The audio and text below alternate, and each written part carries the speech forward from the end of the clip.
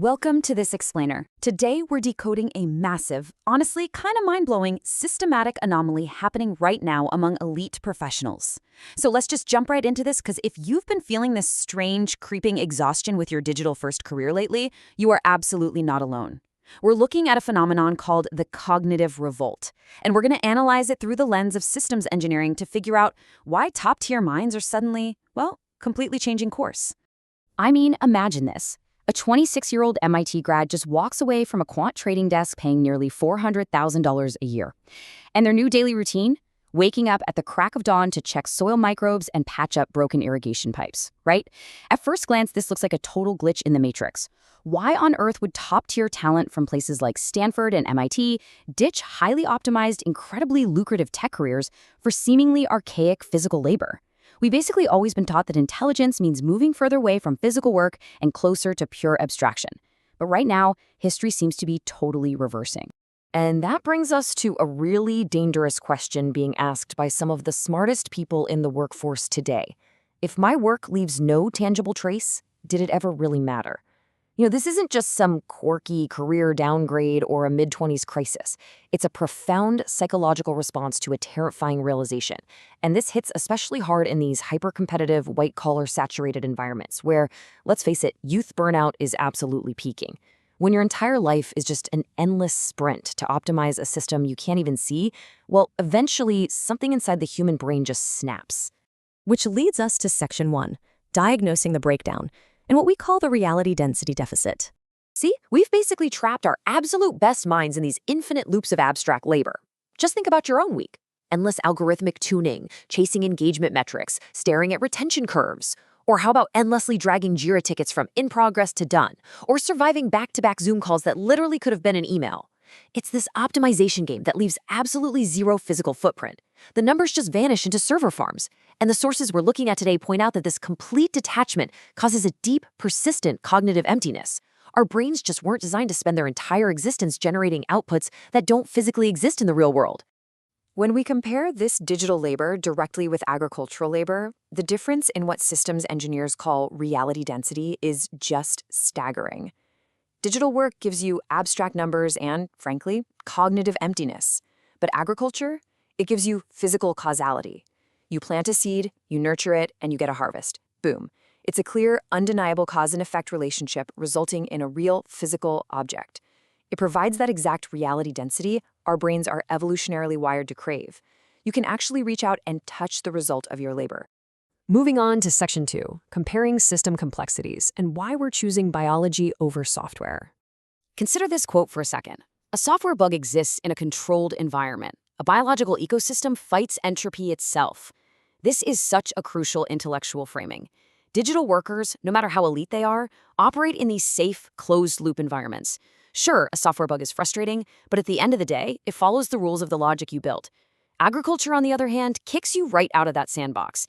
It forces you to battle the supreme open-loop chaos of nature itself. You are suddenly dealing with massive, sprawling, biological complexity. Soil microbiomes, nitrogen cycles, underground fungal networks, real-time, totally unpredictable climate variability. These are deeply nonlinear systems. Managing all of this isn't some romantic pastoral return to a simpler life. No, it is hardcore, highest-order ecosystem engineering. You're constantly adapting to physical feedback loops that simply cannot be perfectly modeled or predicted. Let's look at Section 3, the threat vector and the automation paradox. For decades, we all basically believed the smartest people were totally safe because they worked in code, finance, and analysis, right? But AI is rapidly conquering closed-loop digital logic. Code generation, document analysis, complex financial modeling. These things are being automated at breakneck speed. So for the very first time, elite knowledge workers are feeling this very real existential dread of total obsolescence. Their highly paid abstraction is becoming, well, easily replicable by machines. But mapping these environments out reveals an amazing paradox.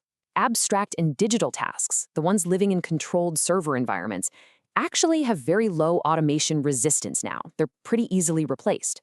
But biological systems and farming tasks, because they're hyper-localized and firmly rooted in the physical world, they have extremely high automation resistance.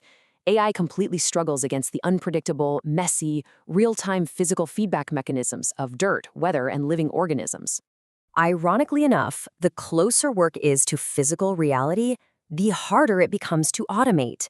Because agriculture requires constant, real-time physical adaptation to literally thousands of overlapping biological variables, the sources suggest it might just be the last intellectually honest, automation-resistant work left on Earth. You can't just run a Python script to fix a flooded field or a sudden pest infestation. It demands human physical presence and real-time, on-the-ground ingenuity. Which brings us to Section 4, System Realignment and Engineering Tangible Reality. Now, it's really important to clarify that these professions aren't doing this as some expensive hobby. Just look at the massive challenges they're taking on: fixing global supply chain fragility, reversing decades of soil depletion, mitigating real-time climate risk, securing the technical future of our food security.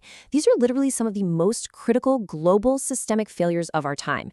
So they aren't retreating from society. Rather, they're redirecting their highly trained analytical minds toward the foundational systems that actually keep human civilization alive. But we've got to be intellectually honest about the reality of this transition here. This is definitely not cottagecore. Farming demands extremely high initial capital. It requires brutal, body-breaking physical labor, and it comes with incredibly high failure rates and intense financial instability. Stripping away any romantic illusion is absolutely vital. The folks making this pivot are actively choosing profound difficulty and physical exhaustion over the comfortable air-conditioned safety of a tech campus. And honestly, that makes their choice even more fascinating. So, to summarize what we've uncovered today, the cognitive revolt is the intellectual transition from infinite, meaningless digital outputs to the finite, vital necessity of physical causality. It's a highly calculated, systems-level pivot. Really, it's a rejection of the whole idea that intelligence means moving away from the physical world. Instead, it's a realization that in an era where algorithms can generate infinite digital noise basically for free, the absolute most valuable thing you can build is something real. As you head back to your own daily optimizations, your endless spreadsheets, and your overflowing inbox, I want you to ask yourself, in a world of infinite digital output, is tangible reality the ultimate luxury? What physical trace are you leaving behind today? Thanks for joining me on this explainer.